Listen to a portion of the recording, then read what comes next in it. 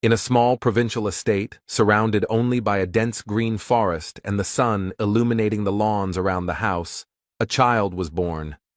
The gods bestowed blessings on the young lady and rewarded her with great happiness, namely, that they had a boy. The baby was tiny, but looked like it already had the personality traits of the homeowner, and then the assistant asked the couple if they had chosen a name yet. The woman, who had just given the world a tiny baby, looked exhausted and even with sweat still dripping down her face, said that his name was Ruin Ardell. She looks at her child as if at some heavenly creature, and with confidence, yet anxiety, says that she hopes he will become the light of this world.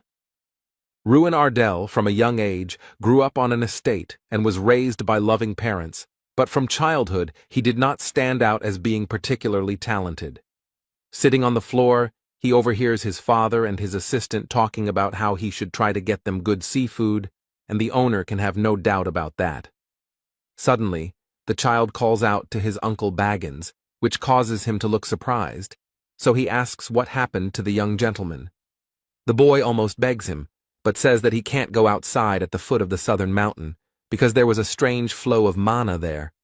Baggins looks at the young gentleman's father and doesn't understand what this could mean, but he himself doesn't know what his son is talking about. The weather was incredibly bad.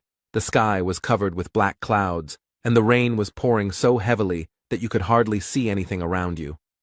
The owner of the house opens the door and sees Uncle Baggins running towards the house, and says that he is starting to worry because a lot of time has passed.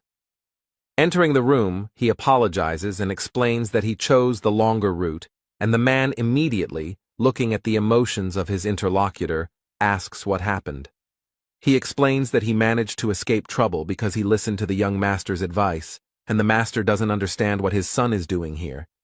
So Baggins replies that because of his words yesterday, he did not cross the street at the foot of the South Mountain, and thereby saved himself. After all, I just found out that there was an attack by beastmen there, and then the man's eyes were incredibly alarmed because it was impossible to believe. And everyone who was there was in danger, but thanks to the young man, the uncle was not among them, and one could even say that the little boy saved him from death.